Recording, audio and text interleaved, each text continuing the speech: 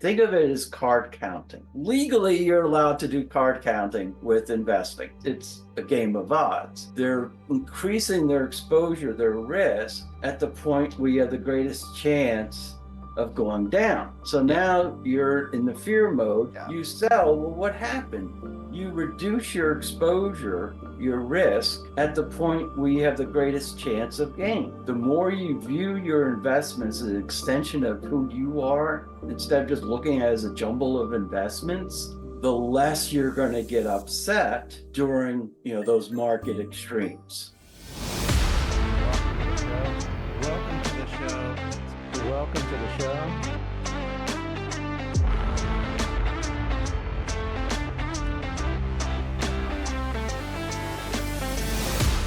All right, welcome. Today, we're going to be talking about money, balance, joy, and how it can be in your life and your workplace and really anywhere that you are, because why wouldn't you want to have all of these amazing things?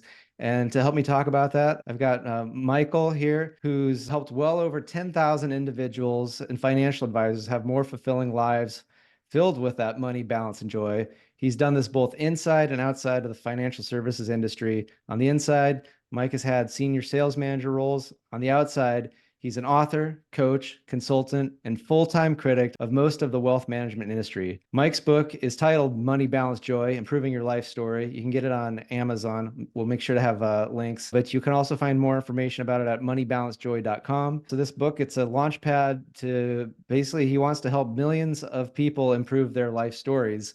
So welcome to the show, Mike. So good to have you here from over in New York State. So this is a coast to coast episode of Engineering Emotions and Energy. So welcome. And I don't know, maybe if you want to just start with like, why did you write the book? Because as another fellow author, it's not the easiest thing in the world to do. It's you got to feel like there's something important to go through the process of writing a book. So Absolutely, Justin.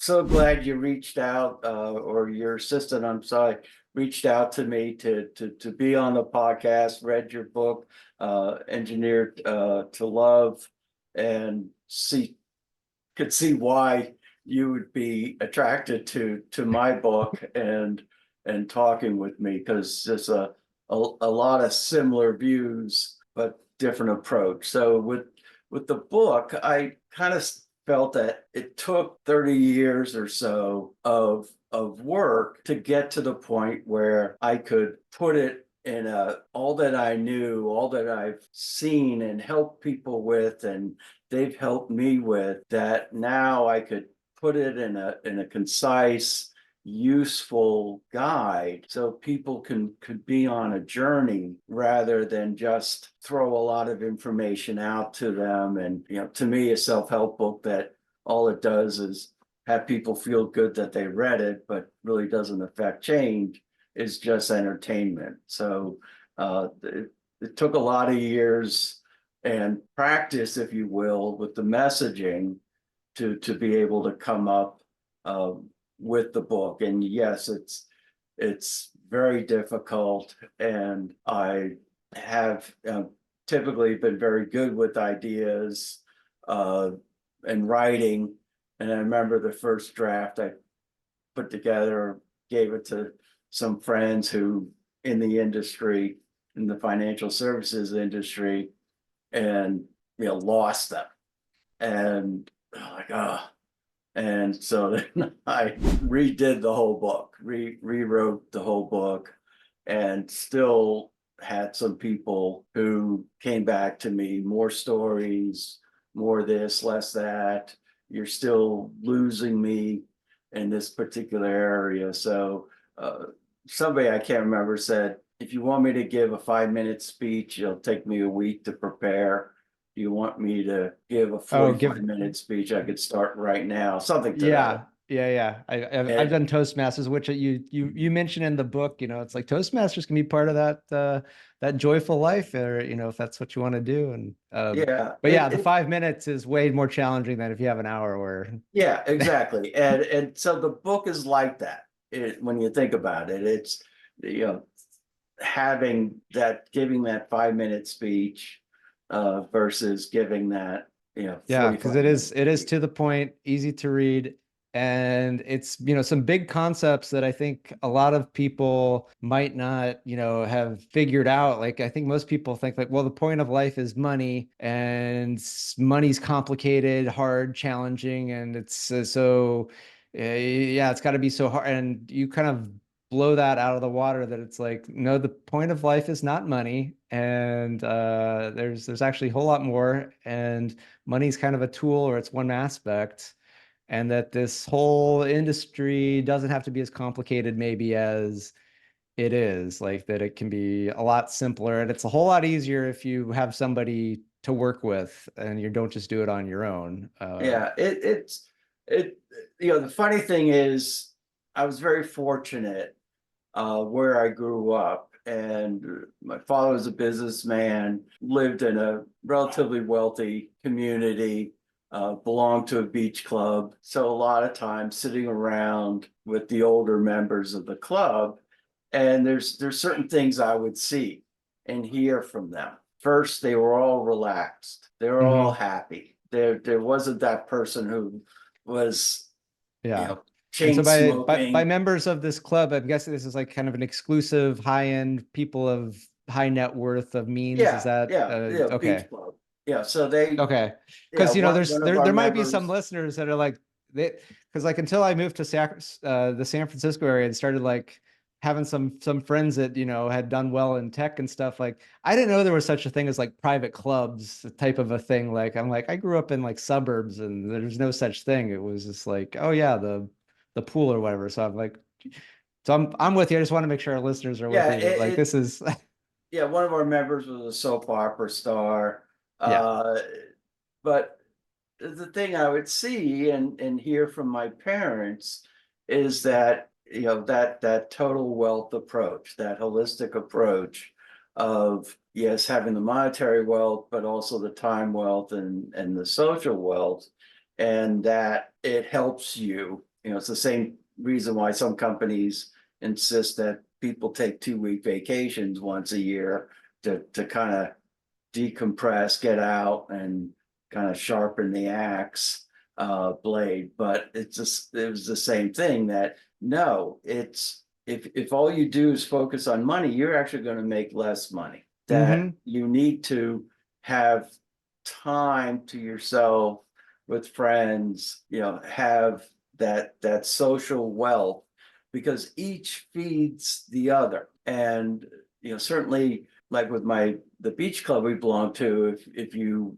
were wealthy enough, you could live in that neighborhood, join the club, and be exposed to people and ideas, so that would help your monetary wealth. And it was an interesting town, because we had a lot of famous people come out of it. Jerry Seinfeld, Brian Setzer was in my class.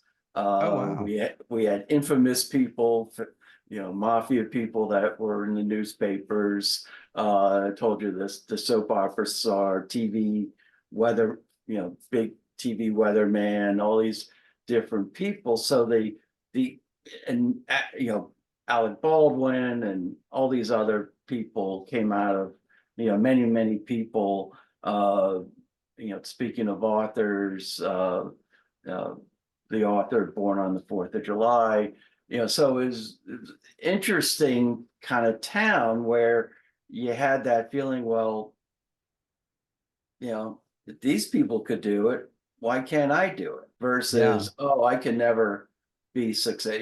Very different attitude. Not, oh, these people have something secret or something really great, and so, yeah, I'll never be successful. And where I grew up, it was, well, these people are successful. Why can't I be successful? Yeah. And it's it's some people do they have an advantage in some ways. The one of the advantages I think you're pointing out is just sort of this attitude of money and how it fits into the whole life. And in some ways, I feel like that's maybe like the bit of the point of your book is to give that advantage to as many people as possible. That it's like you can have this attitude too, even if like maybe you weren't born into it, but you can have this as part of the relationship, and then it will lead to, the numbers going up, while also, the joy and the balance and the other things And that's the concept. What do you call the concept? It's like your total life wealth, Well, total wealth or total wealth. holistic Yeah. wealth. It's so, so much of your book and success, you talk to a lot of successful people, is about giving back. Hmm. It's not me. It's, I want to help people. I want to, you look at Steve Jobs, I want to change the world. He went to Scully, who was the head of Pepsi, I think, do you want to just continue selling soda water or sugar water, or do you want to change the world? And so love the stories, because I would help advisors get out to clients and prospects with this emotions-based approach to wealth management, this total wealth approach. And the responses they got, universal, of people coming to them like, this is so intuitive. This makes so much sense. I wish I knew this 20 years ago. You've changed my life. And Hmm. that's so cool. And I could do over 10,000 people. Well, I want to change. Call me Steve Jobs here. I want to help over 1 million people now. And Yeah. the book, it's like when people run for president, they write a book and it codifies who they are, what they can do. And it's the same thing with your book, my book, any of these type of Yeah. self-awareness journeys, holistic life And, improvement and journeys. yeah, Book helps you do that. it's definitely also an emotional journey. And kind of what you're saying is reminding me that so much of financial, I don't know, richness, wealth, that from what I've noticed often correlates to sort of emotional resiliency, or the ability to handle emotions and ups and downs and things like that. In fact, I think I just about to like re-release a podcast on my YouTube channel where it's called like be the undercover CEO of be the undercover boss of your life. That's basically like act like your whole life you're the CEO, in that I've had the chance to see a number of CEOs in action. Like the one thing I'd say is like they never really get all that upset almost about anything.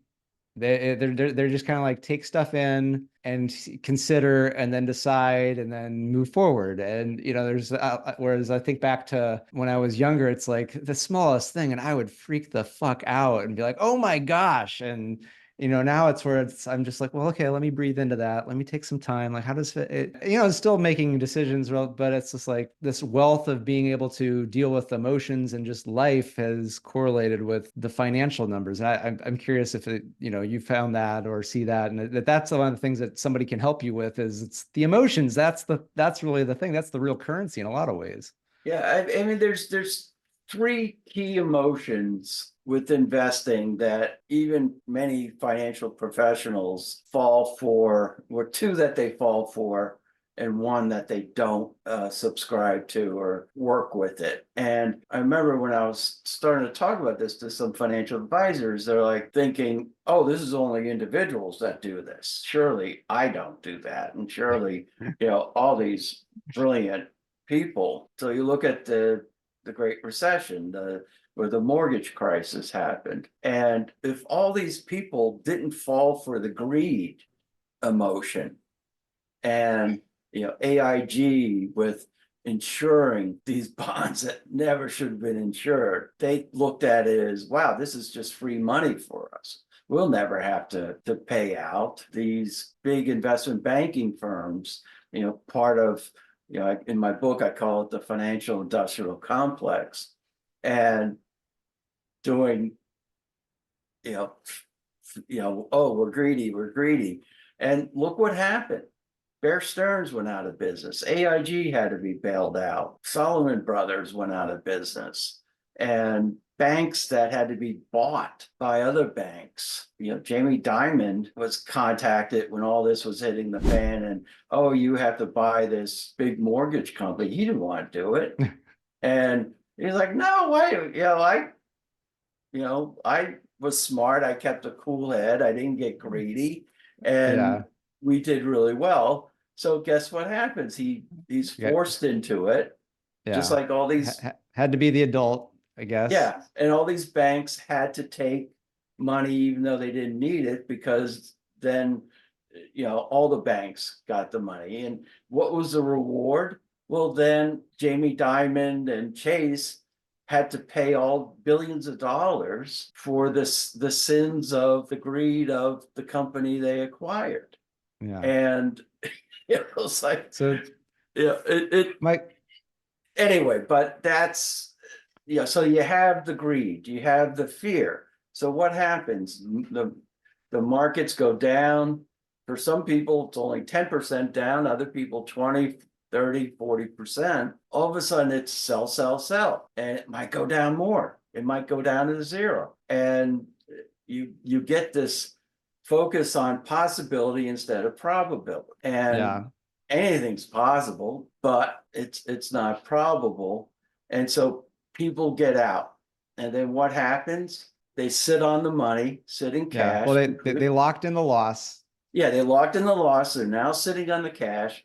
Many financial advisors, many financial institutions did this. And so what do? They want to make sure first, is this a dead cat bounce? The market starts going back up, and in my Yeah, book I talk about, now, so some people listening might not know, but a lot of the financial institutions actually get into black magic where they will sacrifice a cat and then they will drop it and see if it bounces. And if it bounces, it's kind of like Poxitani Phil, where if he sees a shadow, if the dead cat bounces, that means that the economy's going back up, and then they'll invest in. That's how well, this is actually done. they're This is true, afraid. but no, that's not what that means at all. Yeah. What's the No, so what happens is they're like, well, if you drop a dead cat off a building, it's going to bounce up. So what But doesn't typically mean the happens? cat's alive, right? I think is that No, I the said dead just cat. Yeah, no, yeah, yeah. Just no, because it not bounced doesn't mean it's actually getting up to walk around. It's like, no, no. it's going back down again because that cat Yeah, it's is. basic physics, and or But at don't least, cats have 9 lives? No, well, you kill it before you throw it off. So,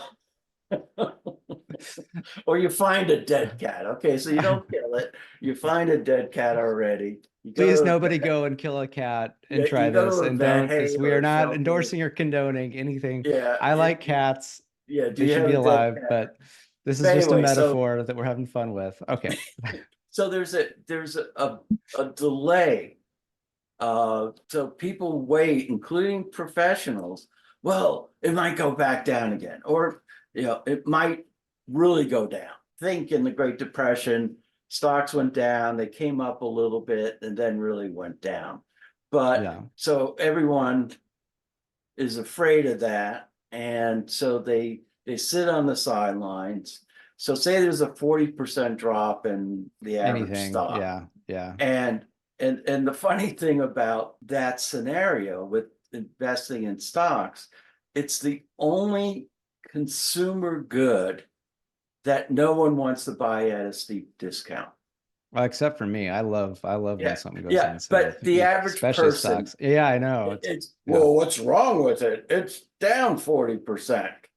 And instead of looking at it like, oh man, this is a bargain, and yeah, I'm going to snap it up, yeah, and I'm going to increase my equity exposure, take money out of bonds, or just reserves I have, and put it into these discounted stocks. You do it with TVs, you do it with clothes. Hey, there's a big sale, everyone runs and buys it. Big sale right. on stocks, not so much. So so you have those two fears, and there's studies on it that I mentioned in my book that show if you just stay in the markets Yeah, we have and over don't, 100 years of data now to show that it yeah, eventually goes way up. you're Eventually, going to come out ahead. You got to be diversified, and right? you can't just be in tech stocks because whatever Yeah, recession it's it you was. don't try to get the needle in the haystack. Just buy the haystack. Yeah, just buy everything. And So the other trick, and this is kind of the secret sauce when you think about it, like so many people want to know, well, what do the super wealthy people do? Mhm. Well, if you're super wealthy, and I used to work with super wealthy clients, some of them household names, and they had so much wealth that they didn't care if the market went down. Yeah. And they saw it as a buying opportunity. They didn't panic and they didn't get greedy because, making up. See what happens is it becomes this vicious cycle. So you sell when it's down and you usually don't buy until it's back up to when the market was, before the market You want to plunged. know it's going up, and by the time you know it's going up, Yeah. you've missed Yeah, so out I on some really good want to make gains. sure that this stock is, so you missed, you know, 40% to actually with math, the gain is higher than the decline. Yeah. So it's gone up, whatever the math is, 60% or something like that. And okay, now I'm going to get into the market. So now you realize, oh, I missed out. So what do? You become super aggressive. I got to Mhm. make up for those lost gains. And then when the market's doing really strong, people confuse a bull market for brains and they buy or increase their risk, whatever it is. Think of buying something like Yeah. Bitcoin-ish, but not Bitcoin. And so something that, and usually what On they do is they're chasing past performance. So, yeah. this company did really well last year, or this sector did really, really well. Sector being, say, tech or consumer goods, consumer non-durables. This sector did really well last year. So now I'm going to go in to that sector. Yeah. And go The big and problem miss out on, yeah. yeah, the problem with that is just because it was number one last year, it doesn't mean if anything, it's probably going to drop down the middle of the pack. So people, because they made the mistake based on fear, they try to make up for it and they get greedier. And here's what happens. You got to look at it this way. Think of it as card counting. Mhm. And, so legally you're allowed to do card counting with investing. So when poker card counting, okay, I know which cards have already been played, the odds of, there's only one queen left or one Right. ace or something like that. Or, a lot of the small numbers are Mhm. gone. So the Yeah. odds The are odds are better. Yeah. the odds are better, and it's a game of odds. So it's kind of the same thing. If the market's been going up and going up and going up, the card counter would look at that and say, all right, the odds are It's getting greater that it's that going to it's go going to down go sooner. down Yeah. than it's going to go down 20%, then can go up 20%. And Yeah.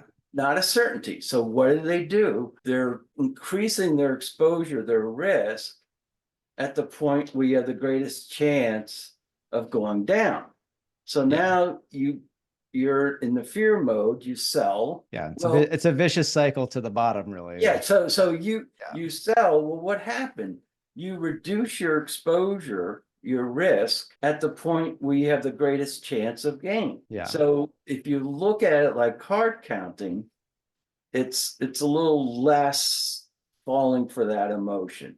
Now the real key thing that a lot of people miss, even the people that are able to eliminate fear and greed or sideline it, Mhm. is the more you view your investments as an extension of who you are as a Mhm. person, your values, the less, and instead of just looking at it as a jumble of investments, the less you're going to get upset during, those market extremes.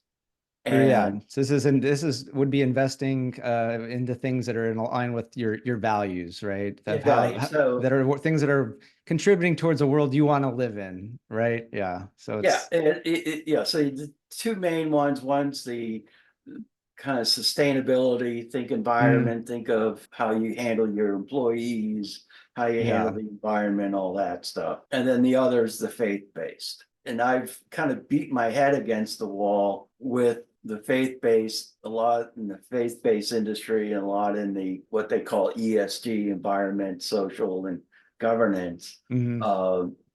because they want to change people. They're on this mission.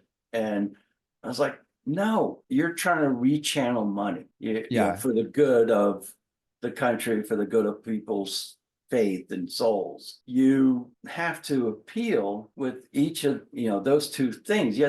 You can appeal to all three types of people. You have the aware people Hmm. who already know about it, love the investments. You have the unaware who don't know about it, but when they hear about it, they're like, hey, that's perfect. That really fits my values, what I want. And then you have the I don't care people, and they may not have the faith, they may not believe there's such a thing as climate change, but there's still common values that they have Yeah. with it. Yeah, because And it could just be something like I like trees. I want trees to be there. I want them to exist. So whatever that might be, companies that are not yeah, harming trees or doing stuff to reforest or do things in sustainable ways. That yeah, there might be a bunch of other stuff where it's like, yeah, I'm neither here nor there, but yeah, this type of thing, I'm in it. Well, I don't want to sell out of these companies that are, helping to create the world that I want to live in for myself and children and all the other people. So it's like, all right, let's ride through the tough time. Like this matters. This means something to me, right? Like, yeah.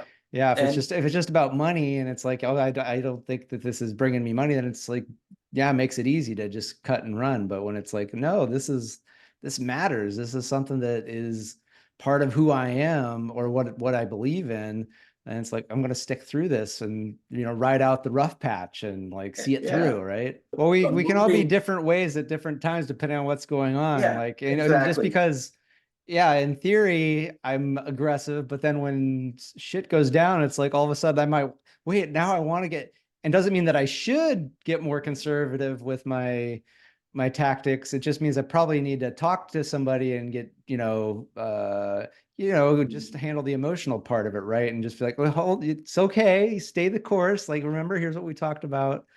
Right, because I mean that's sort of what the other working with other humans all about, is to sort of Yeah. like, hey, remember we talked about this is the time, and it's going to be hard, and Well, but it's going to be okay. most emotional things that we have don't come with alarm bells or warning labels. We find ourselves, everyone thinks, oh, it's something's gonna, that gets me upset, or that it's, the hot water, that everything's fine except for this one thing. And it's cumulative, and it's the old, the straw that broke the camel's back. You see it all around. And this is the thing, if all my book was about was helping people be wealthier, wouldn't have interested me as much. But there's a huge need right now for the balance and the joy part, for people, and we're seeing it all around.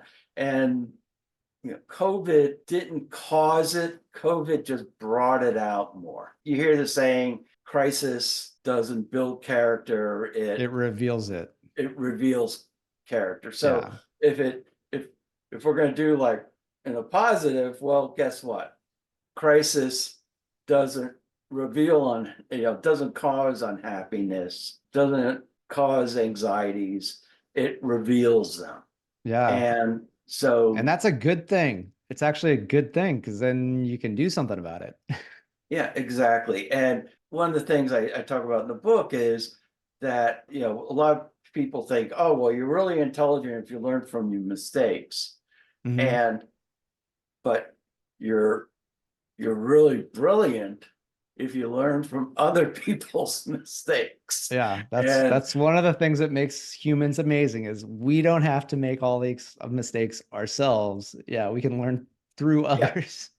you learn from other people's mistakes. People having had different opportunities, different experiences, and I don't know, I think I saw, one explanation of how a lot of life is. It's like if you look at it as a race, which I think is a unfortunate analogy for how our society is set up, where it's, you're racing to have the most money, Even though I think like we've discussed, it's like there's joy and balance are the other aspects, but unfortunately, I think most people only care about the money part. But it's like not everybody's starting at the same starting line. Like some people are starting like almost practically at the quote unquote finish, and then other people are given like a 2-year penalty before they can even start running. And I think, yeah, it's important to have that awareness that it's like, yeah, it's not a fair race. And to me more and more, and I think this is why the values investing and then other stuff is a lot of people I feel like in the past have been like, I want to change the world. I want to disrupt things. And I'm like, lately I'm like, no, that's not good enough anymore. That's lazy. No, That's 50 years. How do you want to change the world? And then like, do you want to disrupt it to improve? It's like you can't just do things in a vacuum anymore. I think it has to be holistically, not just, personally, but I think in our society as well is like, what are the bigger implications of almost anything? yeah, and I just see this increased with COVID again, revealing, not causing, and inflation revealing, not causing a lot of just unhappiness, feeling of isolation. And I have a whole chapter on this in my book that there's a built-in desire for all humans except sociopaths, and we can't live our life worrying about how sociopaths approach the world. But I mean, they're the ones running it anyway, so they're fine. yeah, but that there's just It's this kind of a joke, but not a joke. But yeah, there's a but there's this disproportionate number of hunger. sociopaths supposedly in positions of power, according to some studies. Yeah, but there's this hunger for fulfilling meaningful lives. There's this hunger for community. Let me ask you, maybe this will be like the final question, and I'll give you some, is like, what would be, if you could have your magic wand and sort of create an ideal, I don't know, is it economy or world or just what's the ideal experience for the average person? What would you like that to be for them? And I think this is a little bit where you're going, but I kind of want to just put it in that context and maybe let you Well, let you go. I'm curious what the yeah, I mean the leaders, the political leaders, the corporate leaders, the education, leaders at all levels of kind of having this holistic money balance joy approach to everything, that not overestimating their ability to think logically. There's certain must-haves with everything, how you work with people, how you treat them with respect, how you don't take advantage of them, that you don't manipulate them, same with your staff. And I have a really good story, speaking of sociopaths, in my introduction, and to really have this different approach and not tribal thing that we've gone into. And I was really hoping, and yes, it was naive of me, that when COVID hit, there'd be less of this whole tribalism and us against them, working together with different views, different perceptions, if you will, for the whatever the common good, whether it's yeah. economic common good or a company's common good, or our country's common good. And it just again it revealed. So unfortunately, I didn't follow my own advice, Well, my I own think understanding. you're talking about the 2008 financial crisis, and that some of the people that saw that coming. It might have been before we started recording, and I think you're just talking about how they were right. Just the timing was a little bit different than they had expected, and Well, no, I'm talking I don't about the know. whole us versus them tribalism. Well, that going away, and I Yeah, I and like to think that you're right that it will go away. Just maybe the timing isn't quite what yeah, you or maybe I would, but I'm optimistic that it's yeah. happening. So we need to. The end of tribalism. But I want to be clear that not that, like, yeah, let's go into tribes and, start doing it. Although that could be another type of values-based investing, is the Mad Max type of value investing, where it's like you only want to invest in drugs, guns, and tobacco, and nothing else, and just fully trying to rush in the dystopian hellscape that would be, Well, um, it's interesting that, and I put it in the book, that if you look at the top performing stocks, I forget what number, the top 50 performing stocks over 30 years, I can't remember like none exactly. none of them are quote unquote sin type Yeah, they ones, weren't right? And only like for two oil. of those types are in the S&P 500 at all, I think is what was in the, yeah. So it's like out of the 500, only two companies have anything to do with alcohol or tobacco or something remotely. And they're not the big movers and shakers.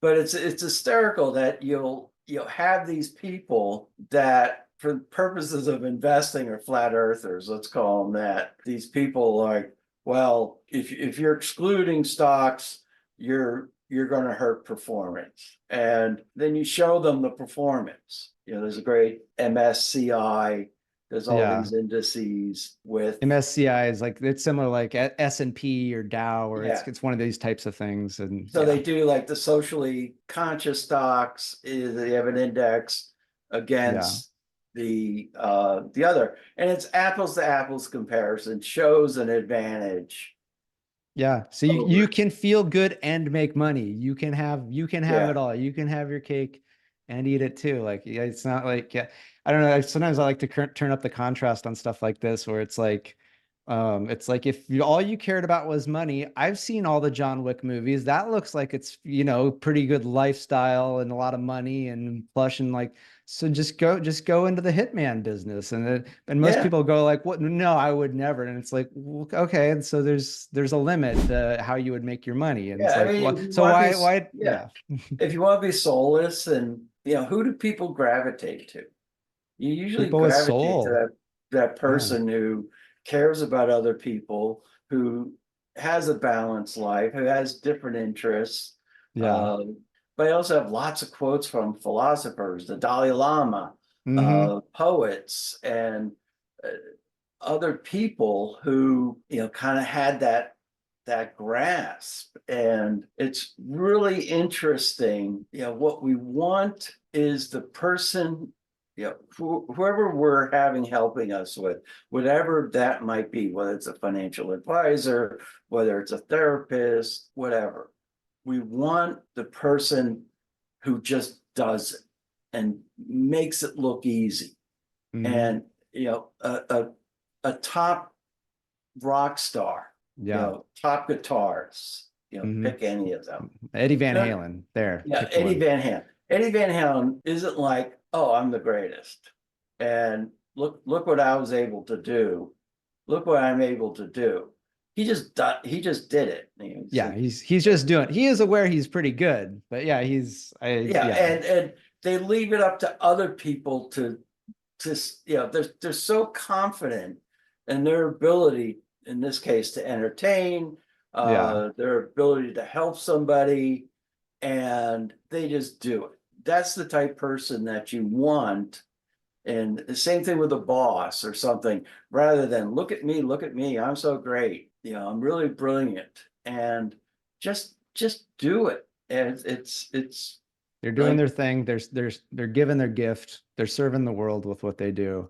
I yeah, think and that's what I want to be doing, and that's what I want to be around people. That's kind of what they're doing, and I feel like yeah, that's kind of what you're doing. You're doing what you do, and to benefit whoever can benefit. Like, yeah. I mean, it's, I think, yeah, Pete Seeger, someone had interviewed him and said, do you think all your protesting and all your singing songs about different things have really made a difference, have really improved the world? His response was, I don't know, but I've met the nicest people.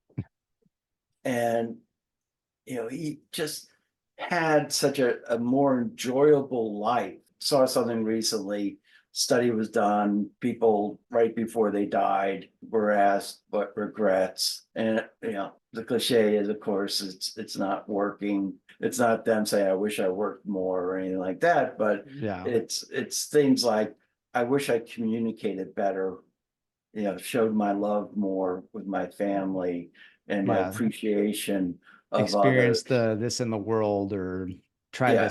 this challenge, or yeah. And Yeah. yeah, and there's this whole, a lot of religions have this. I read a book by the Dalai Lama. He had this, is that uh, there's that at the end of your life, right before you go, there's this kind of total illumination that, Mhm.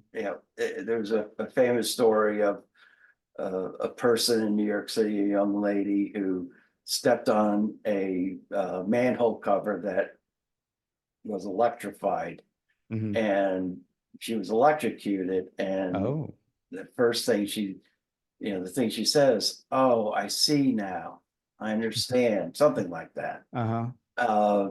So there's that kind of whole philosophy, or in certain religions about that. And so, let's learn from, the ultimate thing we're all afraid of, and that's death. And that if all these people, this is what they wished for, then, again, learn from other people's mistakes, and Yeah. So we can have that more, maximize the joy possibility, yeah, maximize that, the balance of more life. fulfilling, more benevolent, kind of the Zen again, Yeah. 'Cause I but think one thing I'll add is, yeah, just because you're not having any of that doesn't mean other people are getting more. It's like I can have more, Mike, you can have more, anyone listening can have more of that.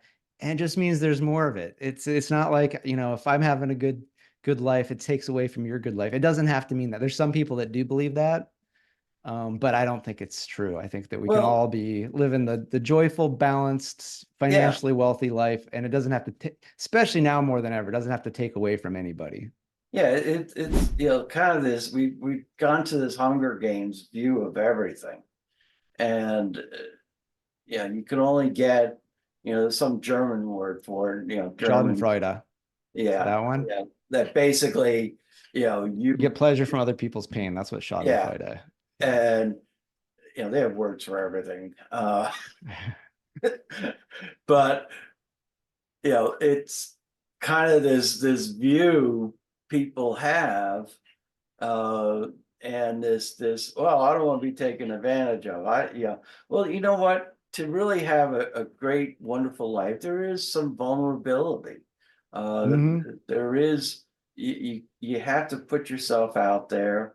uh your book, my book, both of us, same thing, showing our vulnerability, showing our mistakes, showing, as Yeah. I said, If you don't step into the arena, you don't get to enjoy the thrill of the battle, the thrill of the thrill of the possibility of yeah, victory.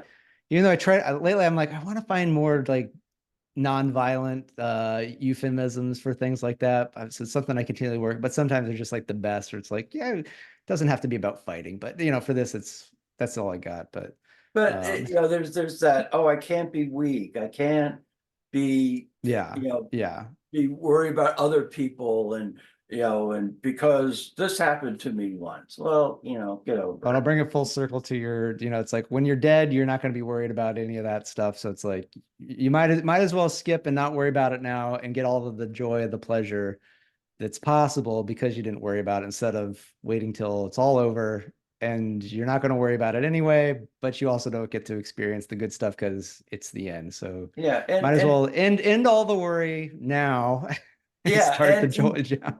and also, one of the great life lessons I learned, I put in the book, and it took me forever to really understand it and follow it, is you can't change people, but you can change how you interact with them. You can change, so many Like, people, whether it's family members or friends. Well, they never call me. So yeah. I'm going to wait until they call me, and the person never calls them. It's like, well, do you enjoy that person? When you're with Uh-huh. them, do you get stuff out of it? Well, guess what? Then you contact them. Yeah. And And if not, then don't, and be grateful that you're not having to put yeah, all this time into something you don't get any joy. Yeah. yeah, It's really, what are you putting in? What are you getting out? And yeah, if you want something, look in the mirror. That's the person who's best going to be able to give it to Yeah. you. And accept the things you cannot change, which, like you said, is other people. So Yeah, I love it. absolutely. I think that could be something good to end on. Is there any last words that or anything you want to end Uh, with? just my book, it's a journey, and they're like most things in life, happiness, joy, it's not a destination, and you can't look at it that way. It's once you get on that journey, which I equip people to do. So first is self-awareness, helping people with their self-awareness, helping them with the the moving parts, things like, the emotions, and doing all that, and then getting them on their way, having exercises at the end of it. And the great thing with this approach, and certainly this very well, is that once you start on the path, you're immediately going to feel better. Yeah. You it Yeah. it's Sometimes the just starting is the hardest part. yeah, But you don't have to start alone and you don't have to go on the journey alone. That's why there's lots yeah. of people like me and Mike and plenty out there. And I definitely do recommend the book. It's a real easy read. And, so especially if you're thinking of getting a financial advisor or have one, but you're not sure if you're getting the value out of it. Because, well, I think one of the big things is they prevent you from making the really big mistakes. People are always like wanting to get the most, and it's sometimes it's about like not fucking it up. And another person can be like, hey, don't do that, that's dumb. And that is way more valuable, that you didn't lose the 40%, 50% of who knows what, or you forgot to do your will. And there's just all these things that are way more costly, to piddle about the 1 or 2%. That's missing the bigger point. And Well, yeah. I mean, the thing is, people worry about the cost, the fee of the advisor, and the advisor adds substantially more than that.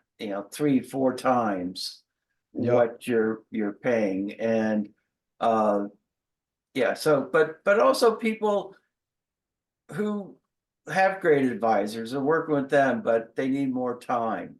They Yeah. need more kind of joy in their life. Yeah. Read the book as well. It's not only if you're looking for an advisor or a better advisor. Oh yeah, there's lots of good stuff there, Yeah, for sure. yeah, And it's trying to do that. so you can find out more about the book, moneybalancejoy.com. And I think you can also find a way to contact Mike that maybe we'll have in the show notes as well. And it's also available on Amazon, both Kindle and the paperback, I believe. So yeah, Mike, so And good to talk to you. and, Thank you. email me. I have it in my book, my email address. It's very simple, Mike.S as in Sakraida Mm-hmm. at moneybalancejoy.com. Pretty easy to remember. And you have questions, you have challenges, whatever. I'm here to help. Love it. All right. Thanks so much. Good to have you on the show, Mike. And thanks to all of you listening or watching on YouTube. Thanks so much. Take care and good day. Thanks for tuning in to Engineering Emotions and Energy with Justin Wink, Ph.D. Today's episode resonated with you? Please subscribe and leave a 5-star review. Your feedback not only supports the show, but also helps others find us and start their journey of emotional and energetic mastery. You can also help by sharing this podcast with someone you think will love it just as much as you do. Together, we're engineering more amazing lives.